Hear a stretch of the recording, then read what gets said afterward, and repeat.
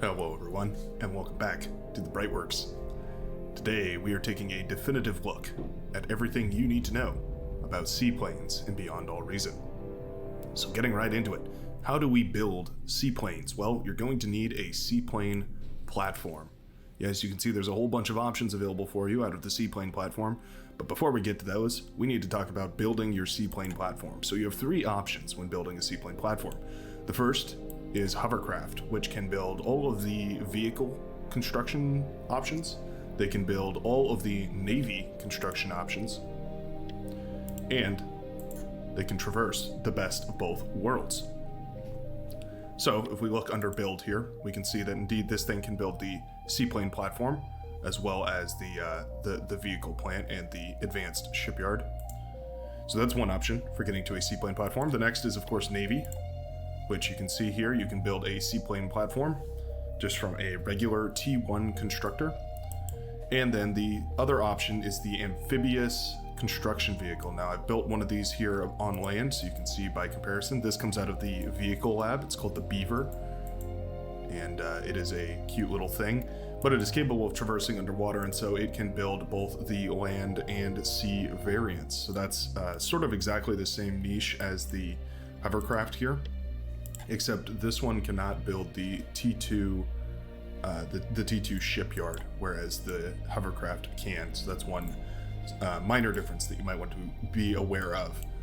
And you can see here, this Beaver comes out of the vehicle lab, the hovercraft, of course, comes out of the hovercraft lab, and the construction ship comes out of the shipyard. There we go. So now you have a seaplane platform. If we flick this thing on, you can see it pops up out of the water here. It'll turn off because I'm not producing anything, but there's a whole host of different options that you can look at here, and so we're going to work our way through them here. So the first I'm going to take a look at here is the construction ship. Construction seaplane, I should say.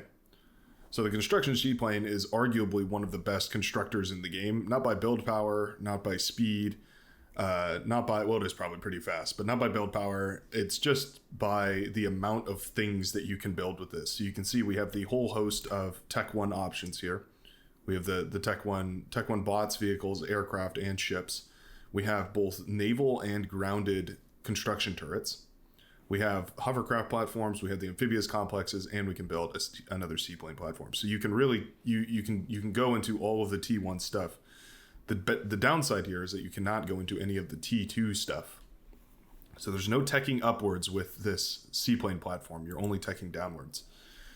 Now we'll get into why that's actually not a problem in a minute here, but for the meantime, just be aware of that as far as the tech tree goes. Now the other important things are that it can build all of the static defenses for land and sea. So it's really, really good for building all of your static defenses around, and it can also build all the economy structures for land and sea as well. So it can build everything in the land and on the sea, on the land and in the sea, rather, and really gives you a huge amount of diversity in the spaces in which you can build. So that's your seaplane constructor. Now the next one we're going to take a look at here is the Sabre.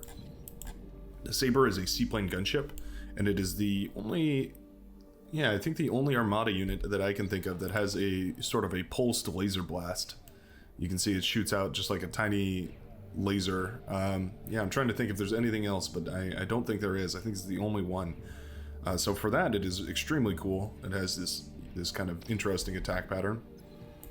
And of course, it just hovers around because it is a gunship.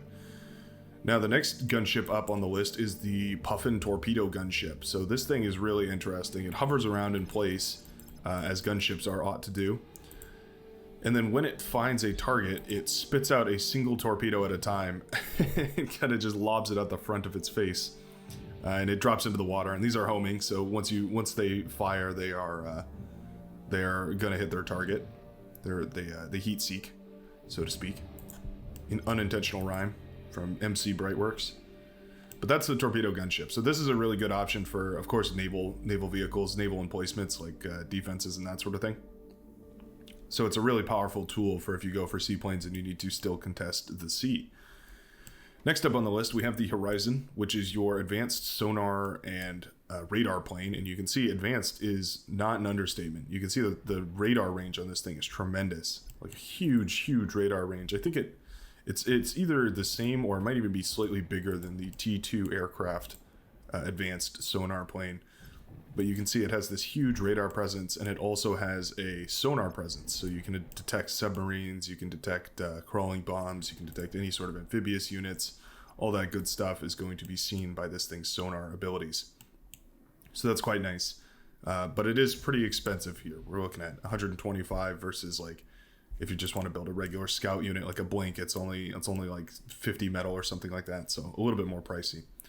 Next up is the Tsunami. Now, the Tsunami is interesting because it drops 4, I believe it's 4, air-to-ground impulse warheads. So let me show you these real quick. 1, 2, 3, 4, 5. Looks like 5. Yeah, maybe my counting's a little off, but you can see it drops these impulse warheads, which are essentially the equivalent to what a T2 bomber drops. So actually really, really powerful bomber that you can gain access to relatively easily on. And we'll get into this in a minute, but it's one of the reasons why I think this seaplane platform is, like, not quite a T2, but almost a T2. But yeah, you can see these bombs come down, and they do a tremendous amount of damage. They're also relatively clustered, so you can hit targets pretty precisely. So this is actually, turns out that this is a really, really good bomber for you to go for. If you have access to seaplanes and you want to get a pretty good bomber out, you can use this Tsunami instead of a T1 bomber, and it actually performs a lot better than this T1 bombers. And the last unit up on the chopping block is the Swarmer, the humble fighter craft of the seaplane platform. You can see it's got this kind of interesting winged shape to it. It's got a tri-wing kind of shape. And these things are cheap, and they're fast, and they're light. And you can indeed make a ton of them really, really quickly. And they perform really well. They actually are, again, they're somewhat between a T1 and a T2 fighter. But you can make so many of them that they perform excellently. They do have a pretty high energy cost, but their metal cost is still relatively low. So that covers all of the units for the seaplane, the seaplane factory, all the seaplane units. But you might still have questions about what each of these units does and where their roles are. The gunship, the Saber, of course, is meant for harassing land, and it is really good at that. It's pretty durable. It's got that laser beam, so it's really accurate. And it's really, really good for commander sniping because they do a pretty good amount of damage against commander. And if you make 5 or 10 of them and there's no air defenses of any kind, that commander's dead as a doorknob. Yeah, definitely not getting up anytime soon. The Puffin gunship is, of course, useful for contesting those big open naval fields. Really good for destroying in placed fortifications like urchins and whatnot. So that's kind of the role that it fills, but it's also a bit more fragile than the torpedo bomber out of the T2 Air Lab. So it's sort of an in-between. And in fact, all of these units are an in-between. And you know, as I noted just before, the seaplane platform, it fills a role in between a T2 and a T1. And it basically allows you to get a step up in power that's not quite equivalent to teching up to a T2 shipyard or a T2 air lab, but sort of gives you the best of both worlds at a slightly cheaper cost. So you can see it cost 1,450 metal in order to step up to the seaplane platform here. So you're not even going to be able to build one of these out of the bat. You're going to have to build a bit of an economy before you can even fund one of these things. But once you do get it up and running, you have access to all these tools at your disposal. Now, virtually all of these are mirrored in the Cortex lineup, except for the bomber. So we're going to switch over to a Cortex map here, or a Cortex setup here. And I'm going to show you guys some of the Cortex units out of their seaplane factory. Alrighty, so looking at the Cortex planes here now, we can see that they have their own assortment of different seaplanes, but a lot of them fill the similar roles as the Armada ones, so we're just going to blitz through these pretty quickly. The construction plane, very, very similar, builds all of the Navy as well as the land options, very similar to the Armada one, just the Cortex variant. We have the torpedo gunship, which functions identically, just launches one little torpedo at a time, swarms around whatever you attack, and those torpedoes are homing torpedoes, so they will lock onto whatever you fire at. Now the gunship is a little bit different. It is a similar idea where it's a gunship, so it floats around and it launches a little barrage. But this one actually fires, I think it's called a riot cannon. Yeah, riot cannon, kind of interesting. It fires these little projectiles, 2 little projectiles. Let's shoot it on land. Maybe we can get a better view here. Yeah, you can see they're kind of like an explosive thing. They do a tiny amount of AoE on impact. I'm not sure, you know, I tend to like the lasers. I like my lasers and I like them a lot, but this is kind of interesting, and I guess it does allow you to focus down anything that's like pawns or grunts or any sort of swarmy unit like that. A little bit easier, I suppose, than just the one laser burst out of the oh gosh, what was it called? The gunship for Armada, whatever its name was. The Saber, that's right. Yeah, because this one's the Cutlass and the other one's a Saber. They all have quirky names that are like similar, you know, they're like opposites, not opposites, but like same family, different tree. Anyway, we have the Watcher, which is the advanced radar and sonar plane, and you can see here this is almost identical to the Horizon for Armada. Just has a huge radar presence, a big sonar presence, definitely a excellent option for scouting. We're going to skip the bomber because that's really the biggest difference here, and we're going to go to the Bat, which is the Seaplane Swarmer for the Cortex faction. You can see very, very similar to the Cyclone for Armada. It's very just sort of small little design. It's relatively cheap in both metal and energy, and it's a great option for if you need a ton of fighters to break through a fighter wall or something like that and do a ton of damage.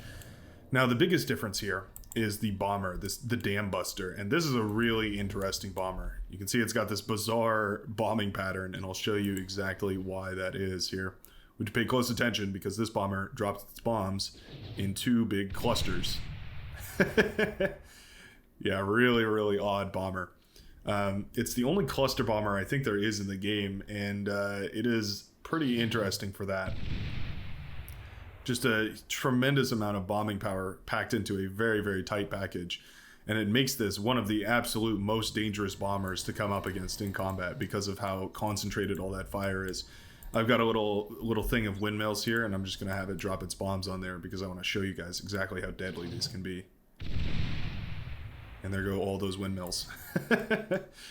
Yeah, this thing is absolutely devastating, and it really is the most interesting bomber I think there is in the game.